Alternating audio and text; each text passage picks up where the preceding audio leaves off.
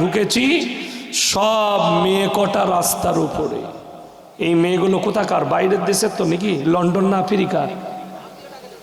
কথা বলে না।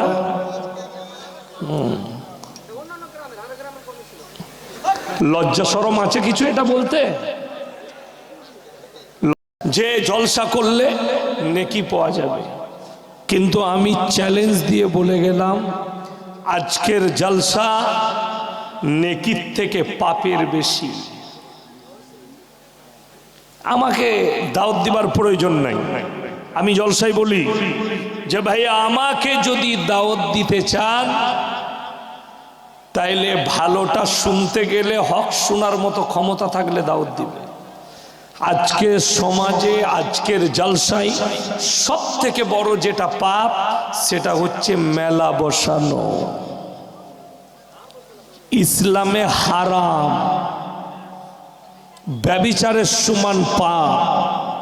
আমি যখন গাড়ি নিয়ে ঢুকেছি সব মেয়ে কটা রাস্তার উপরে। এই মেয়েগুলো কোথাকার? বাইরের দেশের তো নাকি? লন্ডন না আফ্রিকার? কথা বলে না।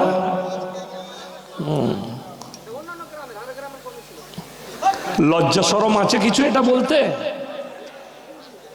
লজ্জা শরম আছে? লজ্জা শরম মাথাটা হ্যাট করছো কেন? তুলে বলো। অন্যান্য গ্রামে মেলাটা কে বসিয়েছে? অন্য গায়ের লোক না তোমরা পারমিশন দিয়েছো? কথা বলতে গেলে মেপে বলবে। এমন ছিলা ছিলব জীবনে আমার নামটাই ভুলে যাবে। পরিষ্কার করে বলছি, আমাকে আগামীতে যাও তারা দিবে। ইউটিউবে রেকর্ডিং চলছে। মেলা বসালে আমার মতো বক্তাকে দাওয়াত দিবেন না। সেই জলসা করার বক্তা আমি নয়। পীরের মেলা হলে হারাম, হাদিস বাতলাচ্ছ, আর তোমার মেলাটা হালাল। জুতো খেয়েছো? জুতো ফেরেশতারা জুতো মারবে। লোকেরটাকে হারাম আর তোমারটা হালাল। কোথা থেকে পেলে? মেলা বসিয়ে সেই পয়সা মাদ্রাসায় লাগালে হারাম পয়সা লাগানো হবে। আমি বলে যাচ্ছি, যদি কোনো বাপের বেটা মৌলবি ফতোয়া কাটতে পারে স্টেজে নিয়ে আসে। আমি শওকতের বেটা বলে গেলাম, মৌলবি আসে। মেলা বসিয়ে সেইখান থেকে টাকা তুলে সেই টাকা মাদ্রাসায় লাগানো যাবে না, মসজিদে লাগানো যাবে না। আমি ভূমিকা ওই জন্য তৈরি করছি যে আমার ভাষা সবাই নিতে পারবে না। ফেসবুকে দেখতে পাচ্ছেন না কতগুলো মাল খালি গাল দিয়ে বেড়াচ্ছে আমাকে। আমি তো গাল খাওয়া বক্তা। গাল দেন, আমি দোয়া দিই। যারা গালি দেয় তাদের লেগে দোয়া। পরিবেশের দাম লাখ টাকা।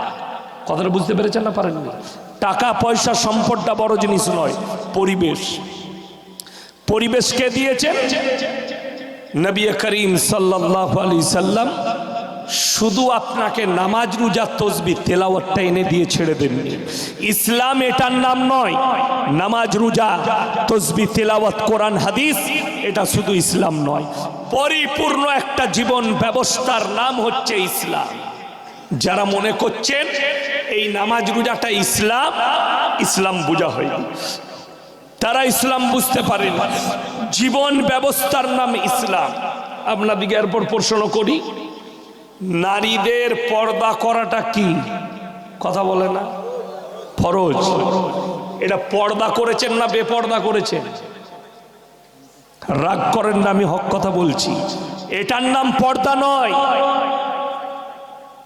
পুরো ঢেকে দেওয়ার নাম পর্দা। এই পরিবেশটা তৈরি করতে বলছি। কেন? মুসলমানরা দ্বীনি শিক্ষায় পেয়েছি। কিসে কিসে এগিয়ে আছে? মদে, গাঁজায়, আফিংয়ে, হিরোইনে, সুদেতে, লটারিতে, চুরিতে, ধোকাবাজিতে, প্রতারণায়, এইগুলোতে মুসলিমরা এগিয়ে। কষ্ট তো এই জায়গায়। আপনি ইসলামে এগুতে পারেন কেন? দ্বীনি শিক্ষা না। অথচ মায়েরা ভাইয়েরা শুনেন, প্রত্যেকটা নরনারীর জন্য দ্বীনি ইলম হাসিল করা ফরজ। জানেন না? জানেন না? জানেন? এখানে এখানে এতগুলো লোক বসে আছে, যদি সমীক্ষা করি 100 জনের মধ্যে 95 জনের কাছে দ্বীনি ইলম নাই। 95 এর কাছে। কেন? হারাম হালাল বুঝে না, দিন বদ্দিন বুঝে না, শিরক আর বেদাত বুঝে না, কুফরি বুঝে না, বেঈমান কাফেরের চক্র বুঝে না।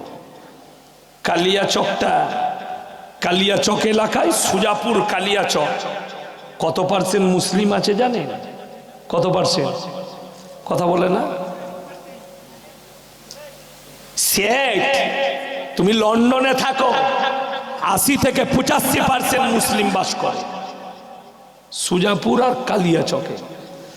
31শে ডিসেম্বর আমি সুজাপুরের চাষপাড়ায় জলসা করেছি। 11:15 স্টেজ ছেড়েছি, 13 মিনিট লেগেছে আমার গাড়িতে কালিয়াচক স্ট্যান্ড আসতে। কত মিনিট বললাম? 13 মিনিট। গাড়ি 4-5টা লরি দাঁড়িয়ে আছে, জাম করে দিয়েছে। ওভারটেক করে আমার গাড়িটা ঢুকলো সামনে, আটকিয়ে রেখেছে কারা? মুসলিম যুবকরা, হারামের আওলাদ কটা। কি করবে? 12টা কাঁটাই বাজলো, 50,000 টাকার বাজি ফুটালো। 1 জানুয়ারি শুরু হলো। লোকের রাগ হবে, ফেসবুকে শুনবে। আমি আল্লাহর কসম করে বলছি, এরা আমার নবীর উম্মত হতে পারে না, এরা আমার রসুলের উম্মত নয়। মুসলমান ঘরে বসবাস করলে যারা ভাবছেন মুসলমান, তারা ভুল বুঝেছে। মাথা ঠুকলে, যারা ভাবছেন মাথা ঠুকলে মুসলমান হওয়া যায়, তারা ভুল পথে আছে। যদি বলেন কেন, আমার কাছে প্রুফ আছে, দলিল আছে। যারা মনে করছেন মাথা ঠুকলে, আল্লাহ কোরআনে ওই জন্য শর্ত রেখেছেন। কি রেখেছেন বললাম? শর্ত। আল্লাহ শর্ত শুনবেন। লাইসাল বিররা আন তুওয়াল্লু বুজুহাকুম কিবালাল মাশরিকি ওয়াল মাগরিব ওয়ালাকিন্নাল বিররা মান আমানা বিল্লাহ। আল্লাহ শর্ত রাখলেন কোরআনে। হে আমার নবী, পৃথিবীর মানুষকে বলে দাও, পূব কিংবা পশ্চিম দিকে মাথা ঠুকার নাম ঈমান নয়। যারা নাস্তিক আছে, নাস্তিক ছাড়া সবাই মাথা ঠুকে। কেউ পূবে, কেউ পশ্চিমে, কেউ উত্তরে, কেউ দক্ষিণে, কেউ গাছের নিচে, কেউ কবরের সামনে, কেউ ঠাকুরের সামনে, কেউ আগুনের সামনে, কেউ পানির সামনে, কেউ সূর্যের সামনে, কেউ চন্দ্রের সামনে।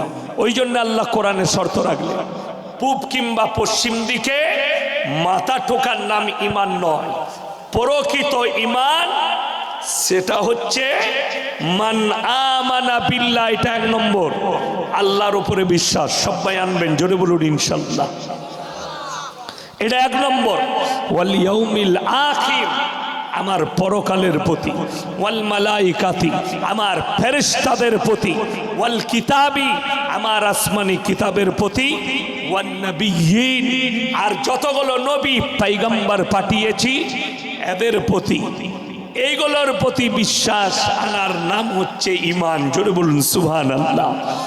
এরপরে সিজদা করলে তবে তুমি মুমিন। এরপরে সিজদা করলে তো আল্লাহর জন্যই সিজদা হবে, আর কারোর জন্য নয়।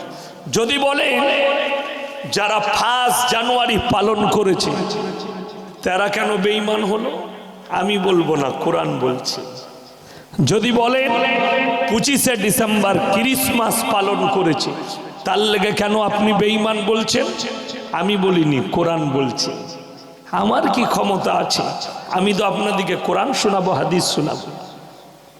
যদি বলেন কোরআনে কোথায় আছে, তাফসীর খুললে পাবেন গায়রিল মাগজুবি আলাইহিম ওয়ালাদ-দাল্লিন।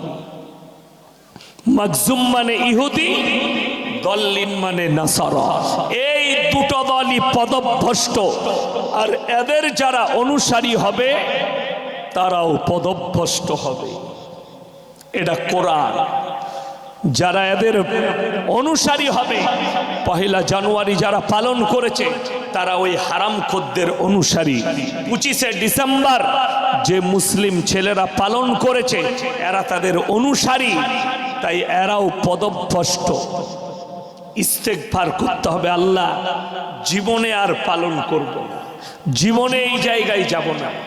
আজকে একটা একটা করে বলি, আমার বাবাজিরা, আমার ভাইয়েরা, আমার মায়েরা, বোনেরা, আপনি নিজেকে মুমিন বলে পরিচয় দিতে যাচ্ছেন, কিন্তু আপনি মুমিন আছেন নাকি এটাও তো সন্দেহ আছে, এটাও সন্দেহ। কেন?